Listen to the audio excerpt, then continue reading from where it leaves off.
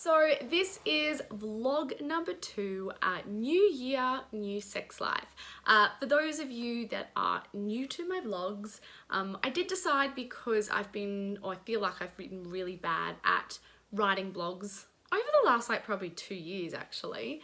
I've been very busy and there's a lot of other things that I'm doing, and I find it really hard to sit down and write blogs for myself. I'm great at writing for other people because I have a deadline. I'm shocking at writing for myself.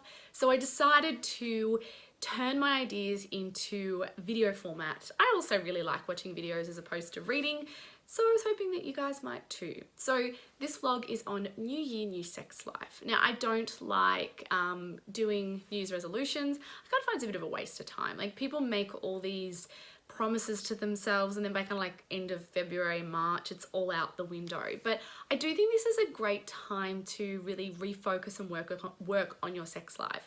You know, in the months leading up to Christmas and New Year, everything is busy and hectic and you're pulled in every different direction, and then you get to kind of January and then maybe a little bit more time to focus on each other.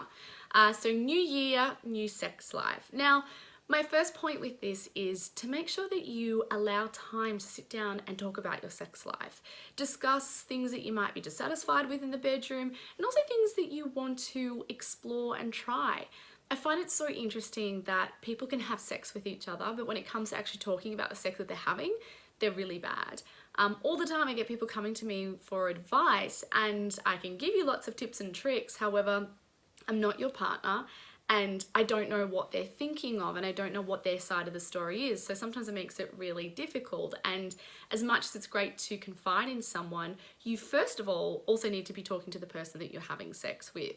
So have those conversations. Now, if you do have to deliver some bad news, like, hey, I'm finding things really stale and boring, or you're kind of giving some criticism, go easy on someone and just make sure that you're giving them lots of reassurance as well, and that you've got the reassurance to work on things with them. Now, a great communication tool that I'm constantly giving to people is what I call the yes, no, maybe exercise. You might have heard me talk about it before, but what you each do is take a piece of paper and fold it into 3 columns. The yes, no, and maybe column. You do this separately and then you compare the list together. So in the yes column, you write all the things that you do want to do in the bedroom. These are things that you might regularly do, or things that you do want to do but you've never tried together. That gives you a list of things that hopefully there's some similarities in the list, and you can kind of focus on those, and there might even be some things that you haven't done before but you've both decided that you really would like to do. Then we have the no column, and these can be acts that you don't want to do, places you don't want to be touched, situations that you don't want to be in, and it's really great to explore boundaries. I find that in relationships, people tend to have this idea that there shouldn't be sexual boundaries, that like just because you're in a relationship, you know, everything's on the table, and that's not true. People have different comfort levels, different things that they're okay with, and we need to be able to communicate those with our partner. It also helps us to feel safe and secure, but then we can focus on particular sexual acts whilst respecting someone's boundaries so they feel safe. And if they feel safe, they may be able to open up more and enjoy what it is that you're actually doing. Then we have the maybe column. So these are the acts that maybe you're not sure if you want to try, but you think, hey, I'll kind of put it on my radar and suss it out. But this is a really great opportunity to try new and different things in the bedroom. But of course, communicate about them first. Say to your partner, hey, I'd really like to try this, but I'm a little bit hesitant, or I'd like to do some more research, or I really want to try this, but I also kind of have this hang up. Can we discuss it? You know, it is a great list to kind of flesh things out and explore whether it's something that may be interesting and exciting for the both of you. So that's one of my great communication tips. So my next point is to slow down in the bedroom, be present, and focus on the little things. Sometimes people see sex as a race, or they kind of have this beginning, middle, and end that they have to achieve. It's like, okay, we do a bit of kissing, maybe a bit of oral sex, then we kind of maybe have some form of penetration, then somebody comes.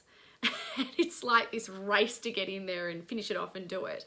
And often I find people are actually disconnected in the motions of sex. They're having sex, but they're not feeling connected with that other person. Now, if you are in the casual scenario or scenarios, people tend to get scared of this idea of a connection. Now, A connection feels good no matter what situation that you're in. We saw this in the year 2020, how human connection was so important.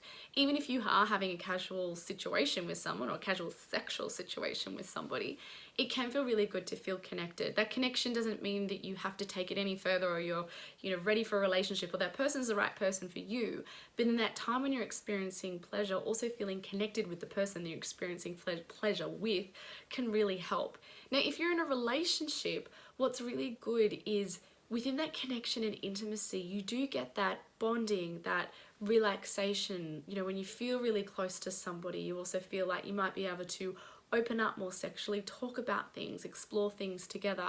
But if you're in that continual race, then your mind just might be going through the motions instead of actually focusing on how to connect with someone else. Now, it can be just those little things, finding a way to turn your mind off from the outside world is probably the best and biggest tip. It's not always easy. For some people, I say, turn on the TV and put on some nice relaxing music. Do something that switches off your mind before you have sex. Even if you're into meditation, yoga, breathing exercises, anything to just kind of get yourself back into your body and less of thinking about all the things that you have to do and all the things that are going on in the world. A great way to do this as well is that just to slow things down and actually focus on all those little sexual acts that you're getting into.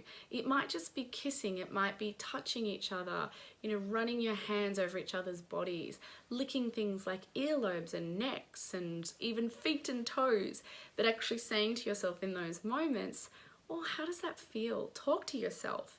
If your partner is kissing and caressing you, say to yourself, how am I feeling right now? Talk through it. Oh, it feels really nice as they're licking my feet and sucking my toes, and it's such a squishy sensation, and I've never experienced that before, but I really like it.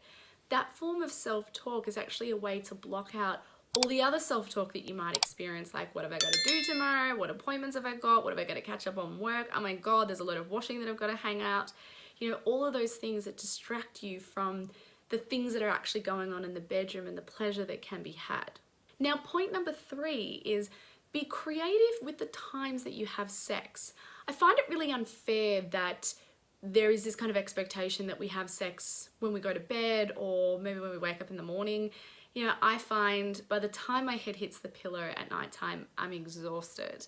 Same thing when I get up in the morning. I'm not a morning person. I wake up tired and I take a long time to get ready.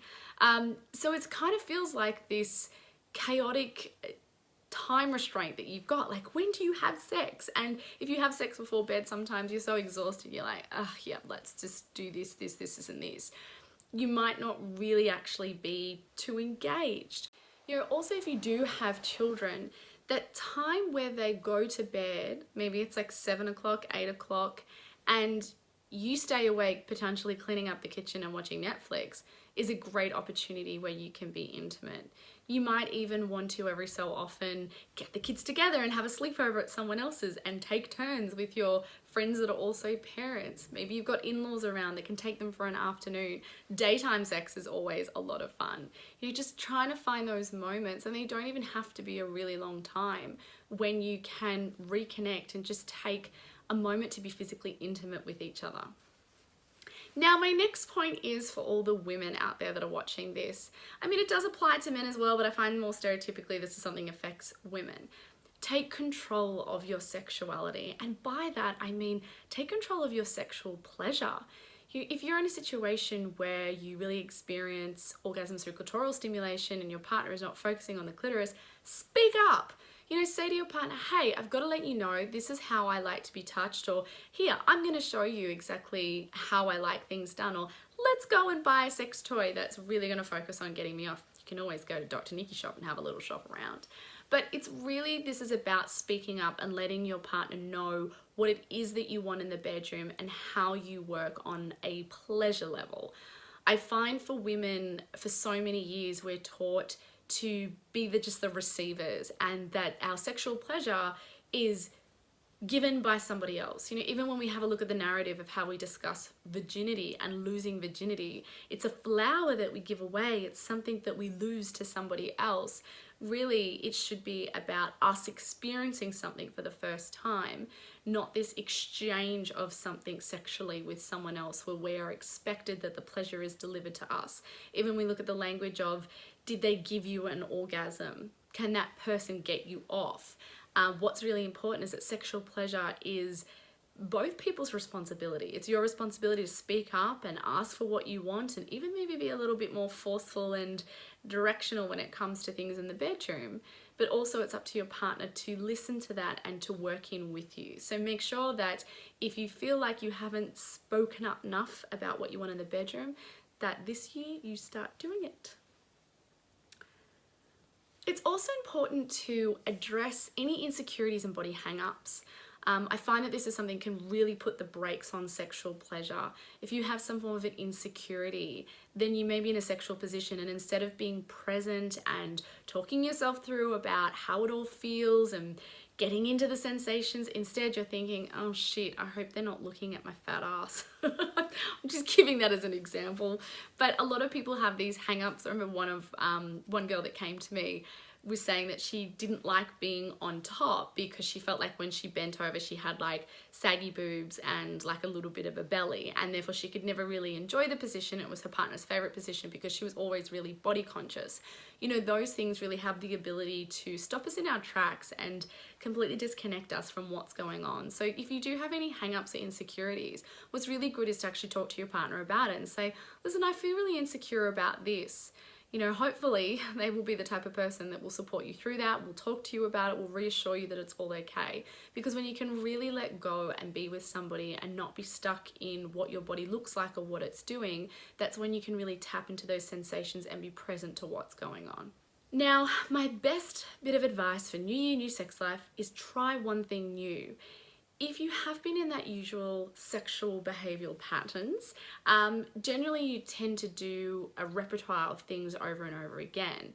And when I say try one thing new, it doesn't have to be building a red room or doing something grand or going off to your local swingers club, unless that's what you're into, no judgment. But it doesn't have to be going to something more complex or involved emotionally quite yet. You might want to just start off with doing something really small that can just change up your usual behavior pattern. It might be a toy, which I'm a huge fan of products, which is why I do have Dr. Nikki Shop, and I have a whole lot of new products on there at the moment. It might just be a position. It might be a different location that you have sex in, that you're sick of having sex in the bedroom, and maybe you take to the bathroom or the study or even the shower. You know, just trying one thing different just to change that usual behavioral pattern in the bedroom can really, or now not in the bedroom, you might be in the shower, can really help make things a little bit more interesting and different. Now, also, it's really important to put the effort in. You know, our sex lives don't just happen. I think that people feel like you meet somebody, you're attracted to them, the sex is good in the beginning, so then it's just going to continue to be good. Not necessarily. You need to work on things and you need to put the effort into your sex life and not just keep putting it down the bottom of the list. I think in society as well, because sex is often seen as a taboo, as much as it is a human basic need for a lot of people, it tends to go down the bottom of the list of the things that we need to work on. You know, if only we spent as much effort into our sex lives as we did into getting nails done and hair and facial or working out or looking for the latest green smoothie or food trend. You know, if we could put that effort into working on our sex lives, communicating, being present, changing things up, being creative with times, then you would find you may have, hopefully, a more fulfilling sex life for longer. So my last point is reconnect outside of the bedroom. So often there is this flow-on effect by what's happening outside of the bedroom that is happening inside of the bedroom. You know, you might feel a bit flat and mundane. You might feel a bit bored as well with everything that's going on in your everyday relationship. So it's important to apply some of this to that as well. You know, find new things to do, connect with each other, talk about the things that you want to do and explore and experience together. It might be new activities, it might be a new restaurant, catching up with friends. You know, it's really important to make your relationship as interesting as well, so that you have a pizzazz and an excitement for each other that can hopefully transfer into the bedroom as well. Now, that is a lot of advice to take in for vlog number 2 and New Year, New Sex Life, but I wish you all the very best on your sexual journeys, and hopefully there is some advice that you can put into practical play at home. Now, if you would like to be notified when I do these vlogs, hopefully regularly, I am on week number 2, make sure that you subscribe to my YouTube channel, Dr. Nikki Goldstein. Hopefully the link will be in here somewhere, and I will see you guys next time. Bye.